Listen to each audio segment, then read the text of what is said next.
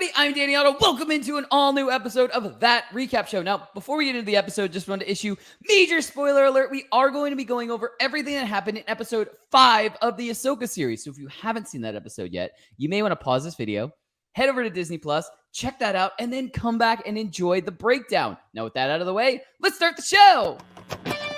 Poppin' Off presents That Recap Show.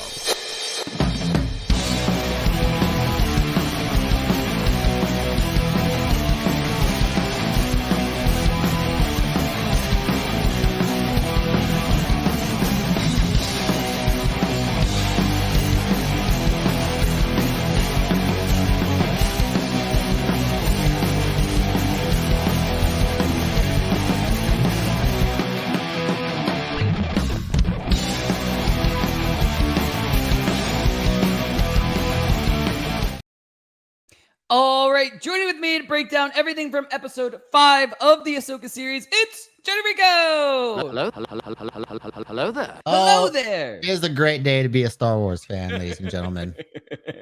You know, I half expected during one of the flashbacks that we're definitely going to be talking about a ton of this episode to just maybe see Obi-Wan just for a split second. And for a little bit. That's okay. We got so much more. We do. We have so much to unpack from episode 5. You know, left off right from or picked up right from where episode 4 left off, which is awesome, by the way.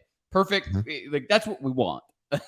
We wanted what was happening already. The end of that. I mean, we got a look at Anakin Skywalker, and that was pretty much it. And everybody was like, we want more. So, and we got more. We got more in this episode. Even more so than that. But before we get into that, because I know that's going to be a big chunk of our recap from this, I do want to talk about one really cool thing that Ahsoka did, you know, I guess post all of the cool Anakin stuff, is we got Ahsoka doing what I'm going to be dubbing as instant replay to figure out what had happened to Sabine after she went over the cliff. Basically.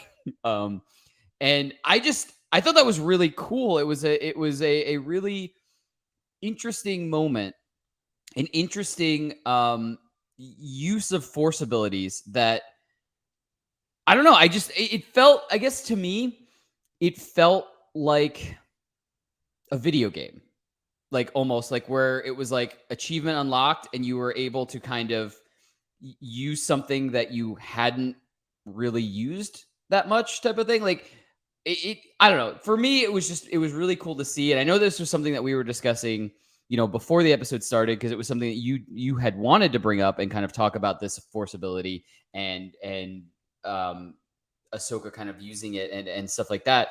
And it was just something that, you know, like what I do before we recap is when I'm watching the episode, you know, I'm jotting things down as the episode's going. And that was just one thing that I thought was really cool. And I thought, how many cool instances that would be, like how many times that would be a really cool thing to be able to have, basically. Like not even just putting Ahsoka in the Star Wars universe. I'm talking about like myself, like how cool like that ability would be. Like there's so many cool Force abilities, but like that one just to me seems like really interesting to just be able to kind of be like, okay, I'm going to figure out what happened here. So I'm going to grab this glass that somebody was holding on to and just be able to kind of, you know, rewind and figure out the last time this person was holding that. Like, just like things like that. And how much, you know, you could uncover. Like, obviously, you have to be like some sort of detective or something at that point if you have that ability. Like, I feel like that's a key thing. I feel like we should get a series where Ahsoka is just a Force-sensitive detective. I would watch that series. Yeah, for sure. Anyway, Rico, I know you wanted to talk about this also, but that and any like some of the instant reactions you had from episode 5. Yeah, so before I get into that, I do have to say this was everything I possibly wanted it to be and more, from the build up from last week going into watching this morning. Like I can't sing the praises of Dave Filoni any more than I possibly could, because the man has been able to tie together so many threads from Star Wars that Clone Wars and Rebels have always kind of like stood on their own, but always had this cool little tie to the overall lore. Right. But the idea of like the animation, the live action, just kind of being separate has always been like a tough thing to kind of like for I guess casual fans to kind of like accept, I guess, right? But now we're seeing these elements brought into live action, and we're really seeing the value of that storytelling come into a bigger picture. And it was nailed to a T. So yeah, in my opinion, this is gonna go down as one of like the greatest pieces of Star Wars content maybe ever for me. I was giddy from beginning to end. That's all I can say. But kind of going on the whole force replay, as you say, it's funny that you mentioned that it feeling like a video game, because if you've ever played Jedi Fallen Order or recently Jedi Survivor, there's moments in that video game where you kind of walk up to these little clusters of the force and you were able to read them and kind of get the events surrounding them down that little area. So in my opinion, that was like a cool way of tying in the video games and stuff like that into this lore, because obviously Ahsoka kind of mentioned it, like if when it comes to the star map, like if she was holding onto it long enough, she could have left like an impression on it and then she could Right. figure it happen. So that's a really cool way to kind of tie in that. Again, another force ability. Like there's many different force abilities at play here. And we see one later on, of course, with Ahsoka and the Purgle, just like in the way that Jedi can communicate with wildlife, right? Yeah, and we've seen that in the past with other characters too, like Ezra, and then Right. characters like Rey with force healing, like and Grogu, they can heal people with force abilities. So it's really cool that we're kind of seeing like a more diverse display of force powers now, rather than just pushing and pulling things, choking stuff, and that's pretty much, and then lightning. Lightning. Um, but yeah, this was perfection. I love this episode from beginning to end. Absolutely. I totally agree. And what would really be fun, and I know we can't do it right now, but maybe like, at some other point down the line, I would love to do like watch alongs with some like us and some of like our friends and some of our viewers that watch our video and stuff like that, and just be able to have our instant reactions and stuff, because that kind of stuff is fun. Like these episodes, the way that this series has been going and the way that this series has been giving like such amazing live action moments of stuff. Seeing those instant reactions live, I think would be fun. Yeah. Like, you know what I mean? Like this is one of those series where like having those, I think are truly, we can sit here all day and express like how excited we were. But like to be able to be like see us like making those reactions, like I just think would take it to a different level. Like I think that would be very exciting. But I can talk on and on and on about that. That's future stuff. Anyway, you want to get to some big takeaways? Yeah, let's do it. Awesome. All right. So I'm gonna kick off big takeaways just because I have a more broad on this, and then you're gonna go into some really cool specific stuff.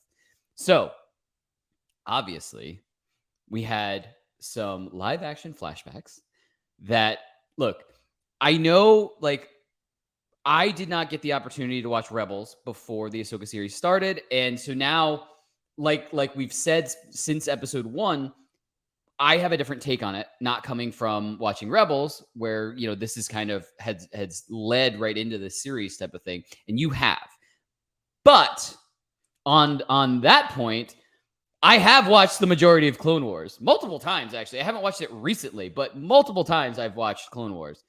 So to be able to finally get some, live action recreations of Clone Wars stuff, I was excited.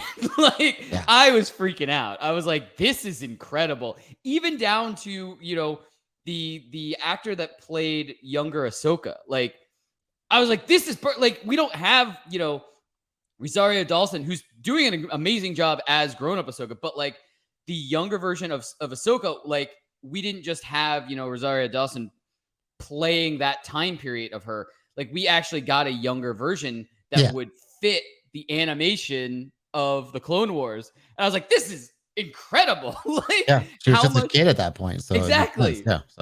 I was like, this is incredible. And the whole time I'm just sitting there going, I can watch this all day. Like, like it was just great. And so I just wanted to express like how,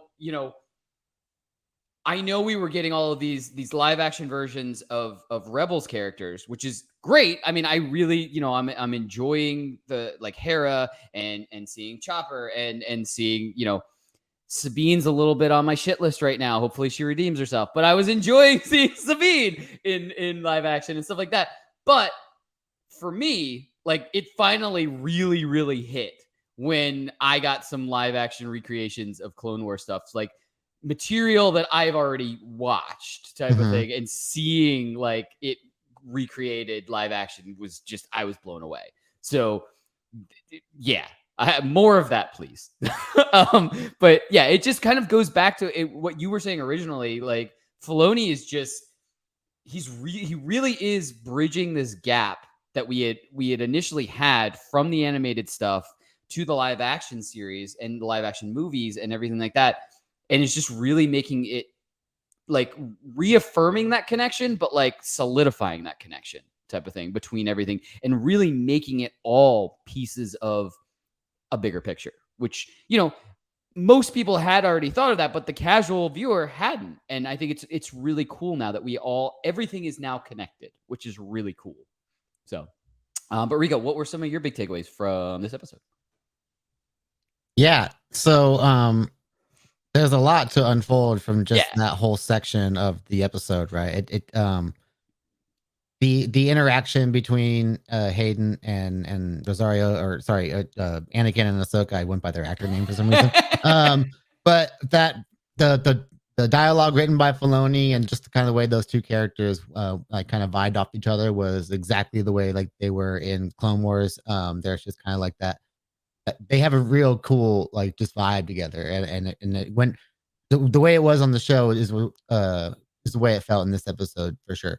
And I felt like Hayden did a really good job of not only blending his like Revenge of the Sith take of Anakin into this, but also Matt Lanter's take from Clone Wars, because Matt Lanter makes that whole character like kind of his own performance as well, while also kind of doing this great homage to Hayden as, on top of it. But of course, like the second that you see Hayden in the old Clone Wars armor with the Clone Wars haircut, it's just like, whoa, this is a whole different Anakin that we've never seen before. But and it's perfect. It really is awesome. And you see, and this is like one of their first missions, which I believe was on Ryloth early on in the Clone Wars. So that was also really cool. We get to see the early clone troopers. We got to see Rex, which is great. We get a little vocal cameo. I was telling you before we started recording, like, oh man, we kind of got cheated not getting Tamora Morrison in there, but maybe we'll get old Rex later on. But yeah, but just seeing him in the armor, and then going from that to like the later on the flashbacks when we go later on in Ahsoka's life to the Siege of Mandalore was awesome as well. That's obviously from the final season of Clone Wars, and we get to see the Ahsoka clone troopers in their armor too. So that was also really cool. So there's a lot of great Clone Wars Easter eggs in there for people that love the show.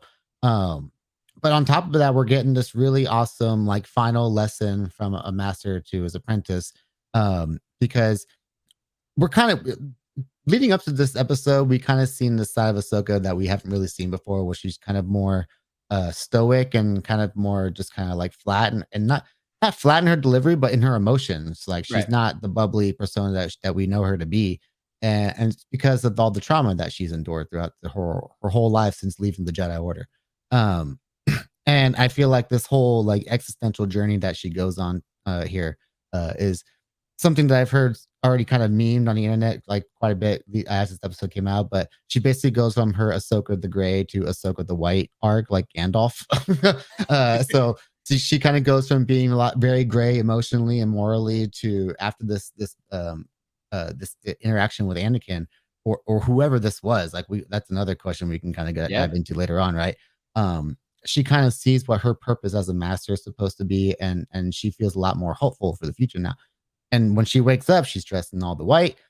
She's got a much like better attitude. You can like she's got a lot more hope in her, which of course hope is a recurring theme in Star Wars, of course. And I just love that interaction before they take off, and he's just like, I don't know what's gonna happen, and he's like, what? He's like, no, we'll just go on for the ride. And like, there's a clear, distinct change in her character now. Now it's clearly part of her journey and what Filoni was trying to do, and that whole interaction with Anakin and the world between worlds was a key part of that. And I thought that was masterful storytelling. Yeah, absolutely. And I didn't notice the change until you kind of pointed it out. Like I obviously I understood the clothing change. Yeah. Great. Yeah, that's more Mostly the visual change, right? right, Yeah. right. I didn't I noted that, but I didn't really I guess I did somewhat pick up on more of the hopeful, but like once you mentioned it, I'm like, yeah, you're right. She does have kind of more of that hopeful attitude that we kind of had of her in that, like we didn't get like a super bubbly. Like maybe it's going to kind of work towards that, but or maybe it's gonna meet in the middle and it's gonna be, but now that you are mentioning it, it is more of like a hopeful shift and a tonal shift into being more hopeful. And it's really cool. It's really cool to see that after to be able to, I guess, see that kind of transition. Yeah, And the dark side of Anakin is what had to bring that out of her in that amazing fight that they have, which of course just seeing Hayden do all the moves, this classic saber spinning and all yeah. that. And he was even there's one particular move in there that he does where he kind of pushes his lightsaber out and then he's got his arm extended and he just kind of pushes out a little bit more and it's just like to push her back and you're just like, dang, that was really cool. Like the choreography in this is so good. And kind of seeing that shift in Ahsoka's character during that fight, where there's one little point where you almost see her eyes shift yellow there, Yeah. and then you see her kind of like give this look like I can do this right now, and then you see her say like after that question that Anakin posted like you can live or you can die, and he goes I choose to live, and that was that shift in her character, and it was just so intense, like just the lightsaber battles in this show alone have been some of the best that we've had maybe since the original trilogy, if not the prequel trilogy as well. Yeah, absolutely. Every single one of them have been great so far. I'm looking Yeah. forward to hopefully we get, I'd like to see another Ahsoka and Baylan Yeah, we still have lightsaber another battle. Jedi to see too in Ezra, so I'm Oh hoping that yeah. we got plenty in store for us. Yeah. You want to get to some predictions? I do. Awesome. All right, why don't you kick off predictions? Because once again, like normal, I don't have a true prediction for this episode or moving forward. But what are you some predictions moving forward, I guess, to the next episode? Yeah. Okay. So, the clear obvious one is we know where we're headed now after at the end of this episode, right? We had this amazing sequence where they ride the Purgles out and we see them get the jump. I finally got to see them jump in real life. And Yes, that in was real really cool. life. In real life, they're real. They're real. Okay, they're real. And so No I'm very Purgles were excited to harmed see in the what's filming. what's on the other side of this journey. Honestly, like another galaxy far away is what I'm really excited to see. But another idea that I kind of thought about right before we started recording is there's a lot more spotlight on Jason put in this episode, Yep. and he's obviously a key part in them helping to find Ahsoka. There's some pretty amazing scenes with him in there, but particularly one with him and Hera where he's like, "Can you hear the waves?" And you can start hearing the lightsabers crashing along with the waves, and it's a really cool episode because once again, Kevin Kiner finds a way to weave in Star Wars music in the most beautiful way, and he never beats you over the head with it, but he throws in these little John Williams nods here and there, and they fit the moment perfectly. And then I also love the interaction between him and Huyang, where he's just Yeah. like, "Can you show me a training room?" He goes, "Yeah." Will you train me? No. He goes, "You know how to build a lightsaber?" Yeah. He goes, "Well, build me one." No. So I clearly feel like there's going to be a relationship between those two characters as Jason gets older. um, the last time I talked about him, I wondered whether he would be a part of the new movie with Rey because of the whole thing with her rebuilding the order. But Yeah. if they bring back Ezra, it makes too much sense to have Ezra be Jason's master. Just because of the lineage alone, like your father trained me, I should train you. And who knows, that would be a perfect way to tie into whatever Filoni's movie is going to be about. If you want to have a great Jedi team up in there, you got those characters also as well. So there's a lot to look forward to, and as well as Thrawn. We still need Thrawn. Yeah. I mean, I love everything that you're talking about. And just like we were saying, kind of like when we saw his character like originally just for a second in the hallway, the best part about this is we can jump ahead. Like Filoni can jump ahead and have a more grown up like Yeah. version. But how much do we know about Filoni's movie like so far? Like Is this the one that we were talking about, that it was going to be, almost like an Avengers style, where it was like all of the people were going to be? Yeah, this is the one that got the most Okay. recent announcement of movies, where it's like the Rey movie, and then there's the other movie. I can't forget. I think it's the old movie that. Yeah, the super super old. Oh yeah, Dawn of the Jedi one. Yeah, that one. That one is exciting. Yeah, those are the ones that are like the new ones coming up, and yeah, I think Filoni one will be kind of like the culmination of all the shows. Right. And that's why, like, I mean, it was dubbed the Avengers style, like, one, because, like, we've had, these solo interactions with, Mando, with Ahsoka, with Boba Fett, with, we've had all of this. And so, yeah, that's going to be like, being able to get, I guess, all of these introductions and get close to all of these characters, like, that's going to be an epic movie. I am very excited for that now.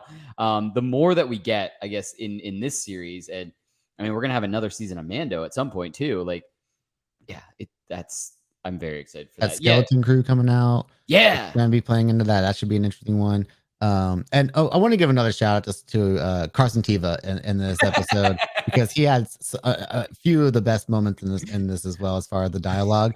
I gotta point out the moment where he's kind of wondering what's happening at that whole waves crashing. He's talking to Huyang, and Huyang brings up Kanan. He goes, his father was a Jedi, and he just kind of looks in and goes, all right. He just keeps on going. He goes, that seems like way above my pay grade. I'm just gonna keep on doing what I'm doing. And then him going back and forth with the New Republic fleet officer was super great as well. He goes, I respectfully disagree. No, he goes, all right, I'll tell you, but you're not gonna believe me. Yeah, exactly. And then he finally lets him in on what's happening. But it's so funny. Before it was like, no, I respectfully disagree. She's doing her mission. So he's become one of my favorite characters, and I feel like they've kind of woven in some of the stuff from that Rangers and New Republic show that they were gonna do, and they just kind of woven it into these other shows, and just like, yeah, dude, you're gonna be around for a while. So yeah, I need more from him. yeah, absolutely. I would love to see him pop up. Like I was saying last episode, I'd love to see him be the common thread character in all of the series. So just have him kind of woven into, here and there, just to show that he's there, like in the universe. So everything's connected because we know Carson's here. Yeah, we know we know where we are on the timeline because Carson's around. Right, exactly. He's kind of our guy. Yeah, exactly. As far as predictions, I mean, just you summed it up pretty much perfectly. We know things are about to come to a head. We're going to another galaxy, basically. That's what we know. We know nothing after that. I mean, basically what I put in my notes is we got another good tease / cliffhanger because we just have, Ahsoka riding off into the metaphorical sunset with the Purgles, basically hitting, you know what I mean? Like, that's it. We get the jump and it fade to black. So yeah, I mean, it's not a cliffhanger like, oh shit, that's crazy. Like, but it's a nice tease / cliffhanger of like, they're going into the unknown now. Like, anything we can't even predict what's happening next, type of thing. Yeah, it wraps up this adventure and sets up the next one. Exactly. No, it works out. I mean, it works out perfectly. I hope that it just pops and that's the beginning of the episode, is them, just jumped into the next, like, universe, galaxy, or I guess universe. And that's like the pickup type of thing.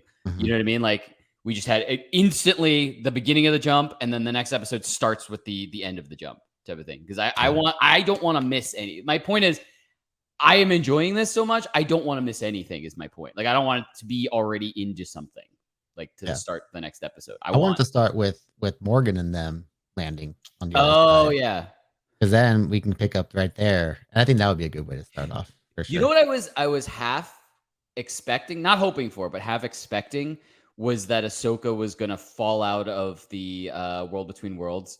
Like, I thought you were gonna say fall out of the Purgle. Well, if we want to talk about Purgles, my instant thought when they went inside with their ship was that the Pro was just gonna swallow the ship. That was I thought Pinocchio right away. Yeah. Exactly. Well, that's the end of the series. No. But I have thought maybe she was gonna fall out of the World Between Worlds in Morgan's ship, like in that ship there, type of thing. And that was how they were going to explain. Like, obviously, yes, the Purgles, that was always an option. Maybe not an option, but that was always like, it could potentially get them there because that's how Ezra and Thrawn got there in the first place. Right. But yeah, half of me thought like, oh, that's what's going to happen. Because, the end result is still the only person that's there is Ahsoka and Huyang.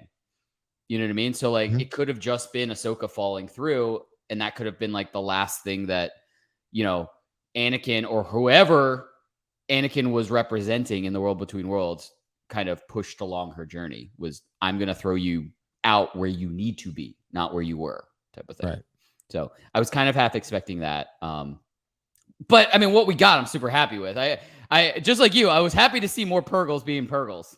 Like, Purgles be Purgling I was super happy with that. Nice. I told you I'd work that in. Nice. I put it in my phone notes. But yeah, I am super excited for the next episode. I cannot wait. I'm really like, you said it perfectly at the beginning. This has been just masterpiece episodes. And it's just, I haven't really seen any negative reactions to the series. Like, and I'm saying that in a very hopeful way. Like, this is starting to like reignite like interest for Star Wars in general. Like, you know what I mean? Like this, because it's all kind of bringing everybody back that, with characters that they grew up with, and with characters that like, with movies that their parents grew up with and stuff like, you know what I mean? Like, it's just, it's really cool that to like bring in more and more people and everybody's starting to enjoy this and be interested in what's happening. Like, it's so cool to see one thing kind of ignite a bunch of like a majority of a fan base, I guess. Yeah. It's nice to see people loving Star Wars again. Yeah, exactly. That's what I mean. Like, yeah, I think that's what, because no one loves to hate Star Wars more than Star Wars fans. Now they're like, we all love this. And it's like, yes, we're united again. The internet was happy. Yeah, we did it. But anyway, that's what we think. Let us know in the comments below. What did you think of episode 5? And where do you think we are going to pick up with episode 6? Are we going to pick up with Ahsoka and Huyang and the Purgles? Or are we going to be picking up with I guess I'm just going to call it the villain crew and find out, because they've gotten there earlier. So, I mean, we don't know what's going to happen and how long they've had to kind of explore and look for Thrawn and / Ezra, I guess, at this point. But as always, don't forget, like, subscribe, and turn on notifications to hear about all of our latest audio and video podcast releases. Bye, everybody! Popping Off presents That Recap Show.